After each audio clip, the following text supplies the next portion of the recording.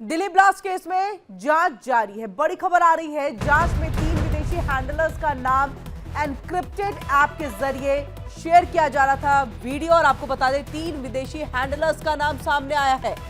और आपको यह भी बताएं, तुर्की कनेक्शन जब आया था उस वक्त भी जानकारी मिली थी कि वहां पर भी एक हैंडलर जो है वो बैठा हुआ है। ऐसे में 3 विदेशी हैंडलर्स का नाम सामने आया जो एनक्रिप्टेड ऐप के जरिए एक ऐसा वीडियो शेयर कर रहा था जिससे बम बनाया जा सकता है। और ऐसे 42 वीडियो शेयर किए गए। अल फलाह के डॉक्टर्स के साथ शेयर किए गए वीडियो डॉक्टर मुजम्मिल के फोन से बरामद हुए हैं ये वीडियो। और ऐसे में देखिए कि दिल्ली ब्लास्ट केस में पाकिस्तानी आतंकी संगठन जैश ए मोहम्मद के कनेक्शन का खुलासा हो गया। पाकिस्तान में बैठे जैश के हैंडलर हंजुला ने मामले में गिरफ्तार उसे किया गया है। और डॉक्टर मुजम्मिल शकील को बम बनाने के 42 वीडियो भेजे थे। और ऐसे में देखिए जैश हैंडलर को मौलवी इरफान अहमद ने डॉक्टर मुजम्मिल मिलवाया था। मुजम्मिल से मिलवाने का जो काम है वो मौलवी इरफान अहमद ने किया। और देखिए जम्मू कश्मीर के शोपिया का रहने वाला मौलवी इरफान ने ही डॉक्टरों के साथ मिलकर के ये व्हाइट कॉलर टेरर मॉड्यूल तैयार किया था। दिल्ली विस्फोट भी इसी का एक हिस्सा था। जांच में यह भी सामने आया कि हंजुला जैश हैंडलर का कोड नेम हो सकता है। ये बड़ी जानकारी देखिए, धीरे धीरे जिस तरह से जांच आगे बढ़ते चली जा रही है, ऐसे में कई खुलासे हुए। हंजुला जिसका जिक्र हम लगातार कर रहे हैं, जैश हैंडलर, ये कोड नेम भी हो सकता है और इसी के जरिए एक दूसरे से संपर्क वो लोग करते होंगे। और 18 अक्टूबर को जम्मू कश्मीर के नौगाम में लगे जैश पोस्टरों में भी कमांडर हंजुला भैया का नाम था, जिसके जरिए देखिए ये सब कुछ खुलासा हुआ। और इस तरह से बड़े आतंकी नेटवर्क का एक भंडाफोड़ हुआ। इतने व्हाइट कॉलर टेरर मॉड्यूल में डॉक्टरों की गिरफ्तारी हुई तो ये पोस्टर की ही वजह से। और जैश पोस्टर में देखिए कमांडर हंजुला भैया का नाम था। और ऐसे में कहा जा रहा है कि ये हैंडलर के साथ साथ कोड नेम भी हंजुला जो है वो हो सकता है। इसी से जांच एजेंसियों को शक हुआ। और इसी के बाद देखिए यहाँ पर किस तरह से ये अभी और बड़े खुलासे यहाँ पर हो रहे हैं।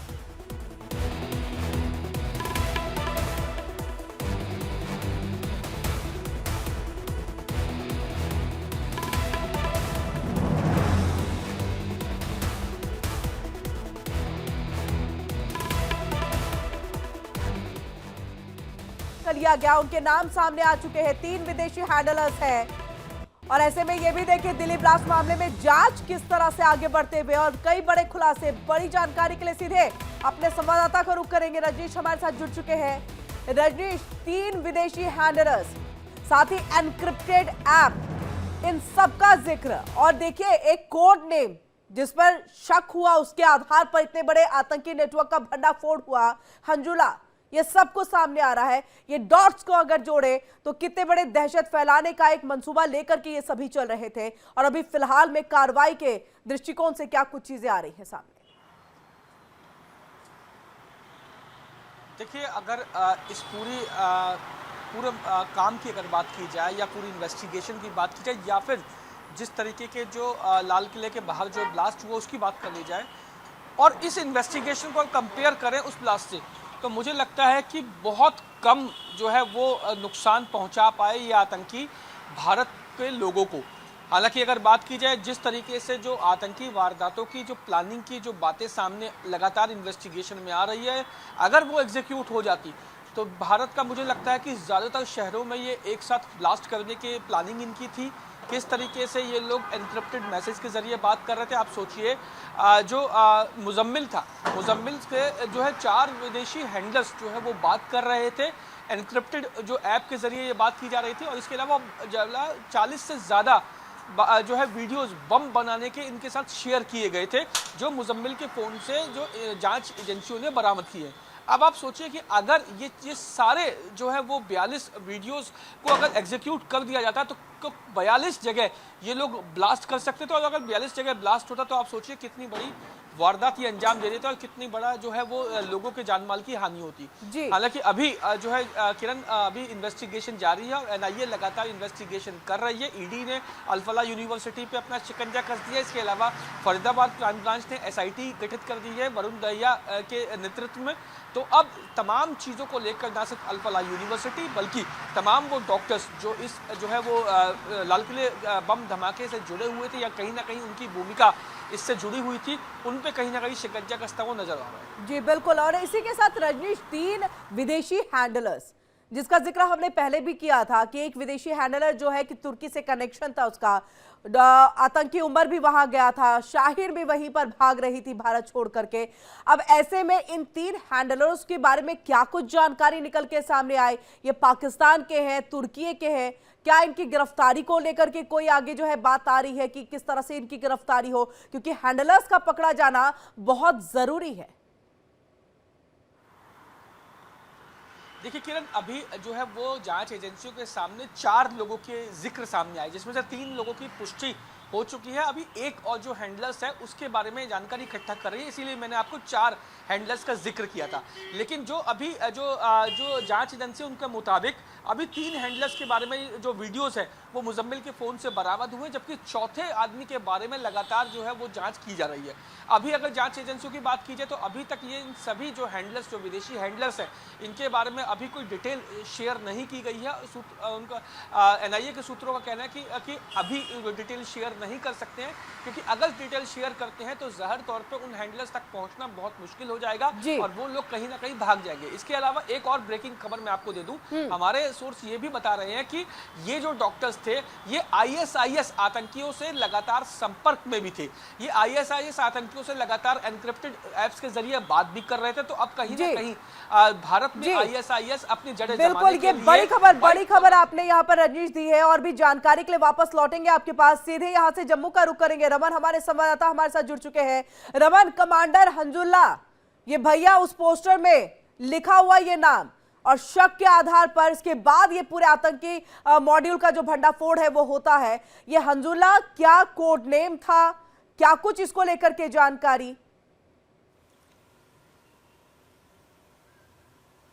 जी हाँ, बिल्कुल किरण, देखिए जिस तरीके से दिल्ली ब्लास्ट का जो मामला जिसकी जांच चल रही है उसमें हर नए दिन बीते दिन के साथ एक नए खुलासे जो है वो होते हुए सामने आ रहे हैं। जिस तरीके से अभी रजनीश भी बता रहे थे कि जो मुजम्मिल का फ़ोन मिला है और उसका डंप डाटा जो खंगाला गया है उसमें ये पता चला है कि किस तरीके से बम बनाने के लिए 42 वीडियोज़ जो हैं वो विदेशी हैंडलर्स के जरिए जो है उसके फ़ोन में भेजे गए थे। साथ ही साथ में जिस एनक्रिप्टेड ऐप का जिक्र रजनीश कर रहे थे, मैं आपको बता दूं ये स्विट्जरलैंड का एक पेड ऐप है जिसको थ्रीमा ऐप के नाम से जाना जाता है। इस ऐप का इस्तेमाल लगातार अल-फलाह के डॉक्टर्स की तरफ से किया जा रहा था और ये मॉड्यूल अपने आप में बहुत बड़ा मॉड्यूल है, क्योंकि हंजला जो है वो एक जैश का हैंडलर है और ये पीओके के अंदर बैठा हुआ है और इसी के कहने पर ये पोस्टर्स जो है वो लगाए गए थे।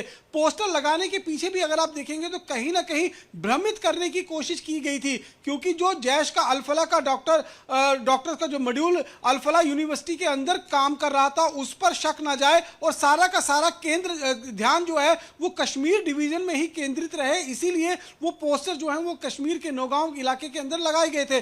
अब इनकी बदकिस्मती ये रही कि जिन लड़कों की तरफ से जिनको ये काम दिया गया था पोस्टर लगाने का, वो सीसीटीवी कैमरे में कैद हो जाते हैं और जब उनको पकड़ा जाता है तो ये पूरा का पूरा नेटवर्क जो है वो निकलकर सामने आता है। दूसरी तरफ से अगर हम अब मौलवी इरफान की बात करें तो वो एक बहुत महत्वपूर्ण कड़ी है इन सभी डॉक्टरों को रेडिकलाइज करने के लिए, क्योंकि मौलवी इरफान जो है वो एक तरह से मेडिकल असिस्टेंट के रूप में श्रीनगर के हॉस्पिटल में काम भी करता था, इसीलिए डॉक्टरों तक उसकी पहुंच जो है वो बेहद आसान थी और इसीलिए डॉक्टर अदील हो गए, डॉक्टर मुजम्मिल हो गए, डॉक्टर इसके बाद हम साजिद की बात करें तो ये सभी डॉक्टर जो हैं वो कहीं ना कहीं एक कड़ी के साथ जुड़े हुए हैं। और अब अल-फलाह यूनिवर्सिटी की हम बात करें तो अल-फलाह यूनिवर्सिटी को खास तौर पर आईएसआई के कहने पर, जो पाकिस्तान बैठे आईएसआई के हैंडलर्स हैं उनके कहने पर इसे एक केंद्रित अड्डा जो है वो आतंक का अड्डा अड्डा बनाया गया था। ऐसा नहीं है कि ये डॉक्टर अचानक सब एक के सब जो रेडिकलाइज हुए थे डॉक्टर अल-फलाह यूनिवर्सिटी में पहुंच जाते हैं। इनको सिलसिलेवार तरीके से अल-फलाह यूनिवर्सिटी में पहुंचाया जाता है।